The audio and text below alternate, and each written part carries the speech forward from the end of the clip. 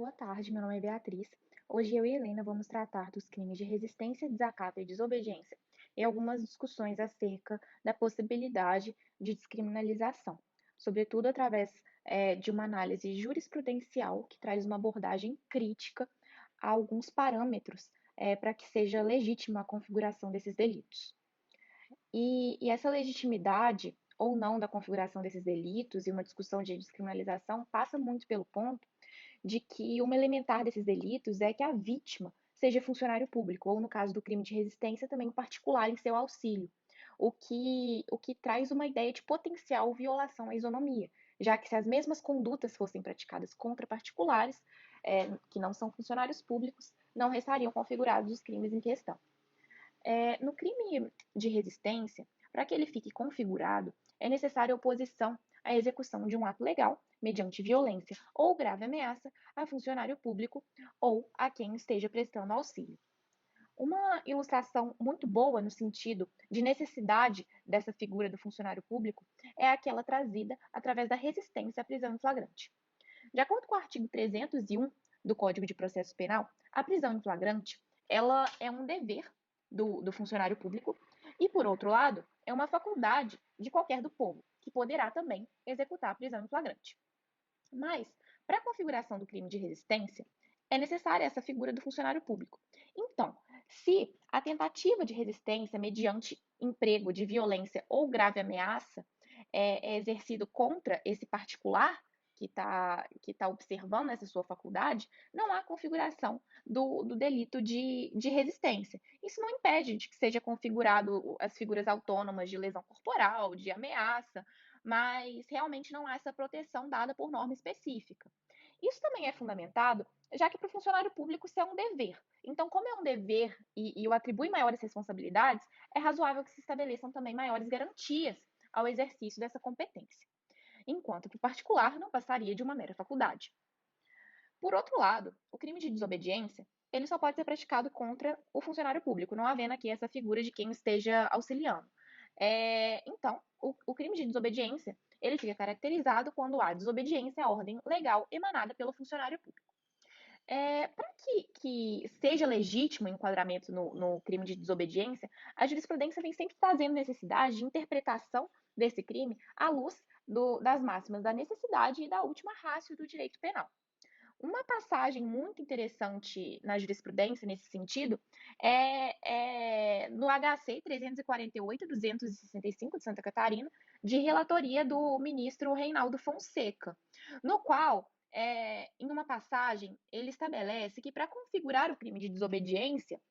como estabelecido no artigo 330 do Código Penal, não basta o descumprimento de ordem legal emanada por funcionário público competente. É indispensável que inexista sanção administrativa ou civil determinada em lei específica no caso de descumprimento do ato.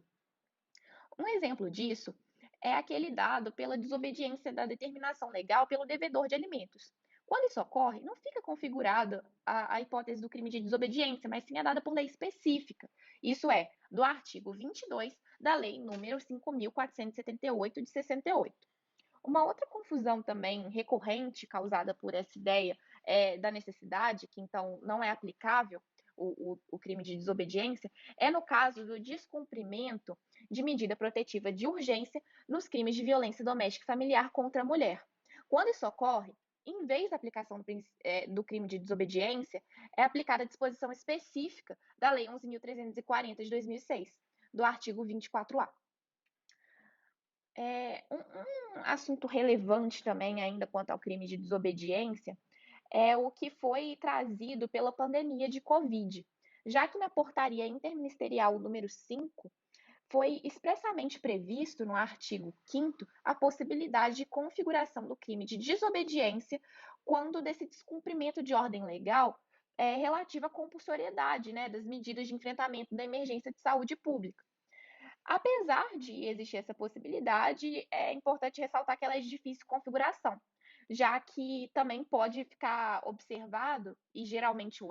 o crime de infração de medida sanitária preventiva, que conta com pena mais elevada, e que, portanto, geralmente é aplicada aos casos concretos observados quanto ao descumprimento dessas medidas de enfrentamento da pandemia de Covid. dos crimes que nós analisamos até o momento, que são a desobediência e a resistência, o desacato é o que apresenta, de fato, discussões mais vívidas acerca da sua descriminalização ou não.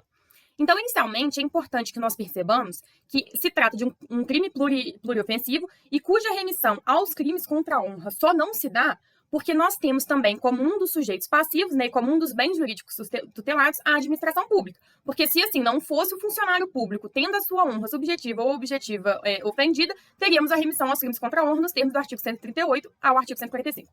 Então, para começar, o que nós devemos nos perguntar é se a condição do sujeito passivo, a saber, a administração pública, justifica o maior rigor dispensado a essas condutas.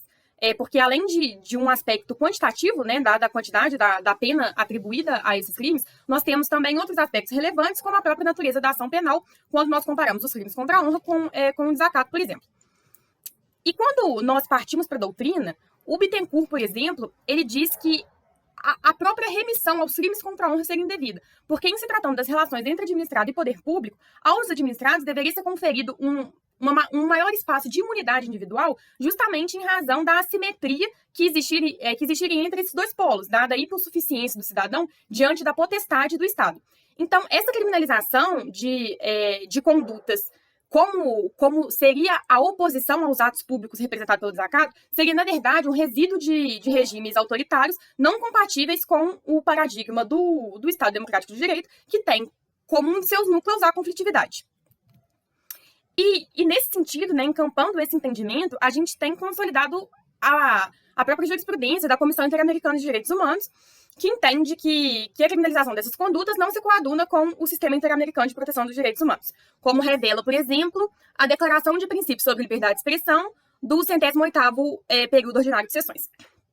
Acolhendo essas razões pela descriminalização, nós temos um julgado muito paradigmático, que é o recurso especial 1.640.086, que reflete tudo isso que nós falamos até o momento, que a relevância penal, se houver, seria nos termos dos crimes contra a honra, mas que a qualidade do sujeito passivo, né, que no caso seria a administração pública, não seria relevante para justificar um maior rigor dispensado a essas condutas. E que então haveria essa remissão aos crimes contra a honra, porque se assim não fosse, nós estaríamos de fato chancelando uma restrição desarrazoada à liberdade de expressão. Não obstante, né, essa tendência, então, internacional e que engatinhou nos tribunais superiores, o que nós temos hoje é que a jurisprudência vem se firmando pela constitucionalidade e convencionalidade da figura típica, como revelam os habeas corpus 141.949 do STF e 379.269 do STJ.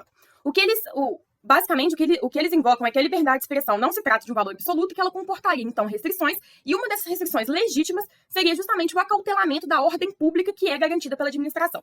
E, além disso, um outro argumento interessante seria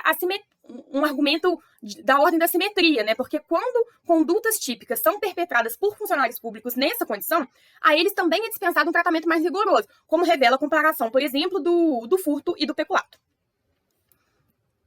Então, assim, a guisa de conclusão, né, e a partir dessa análise desses tipos penais, o que a gente percebe é que o cerne da discussão é se a administração pública deve ser considerado um bem jurídico autônomo e em si mesmo considerado, né, para fins de justificar a intervenção penal, ou então, inclusive, de agravar uma intervenção penal já acolhida pelo ordenamento, como é no caso do desacato. E um aspecto interessante de se observar também é que o que se tem não é nem a irrelevância jurídica, muitas vezes, dessas condutas, como no caso do desacato. E a gente, além de ter um sancionamento por outros tipos penais, a gente também tem um sancionamento por outros ramos do direito. O ramo civil, o ramo administrativo, por exemplo. Então, de fato, acolhendo o direito penal como última ratio, essa discussão ainda fica um pouco mais espinhosa. E em relação a um dos argumentos, né, invocados para justificar a constitucionalidade e a convencionalidade, que seria a simetria entre o rigor que é direcionado aos servidores públicos. E o que justificaria, então, né, uma proteção reforçada a eles nessa posição, o que se pode opor a isso é o fato de os funcionários públicos serem funcionalmente vinculados à administração, o que não se verifica em relação aos cidadãos, que não assumem um compromisso funcional que justificaria, então, esse maior rigor dispensado. Então, assim, De fato, o que se tem são várias polêmicas em torno da descriminalização dessas figuras típicas, ou então o afastamento de sua incidência em determinadas condições, que revelam justamente o desconforto que causa, em termos de direito penal, a qualidade do sujeito passivo, a proeminência, né, que ganha a qualidade do sujeito passivo para fins de determinação do regime penal aplicado. Então é isso, nós agradecemos a atenção e até a próxima.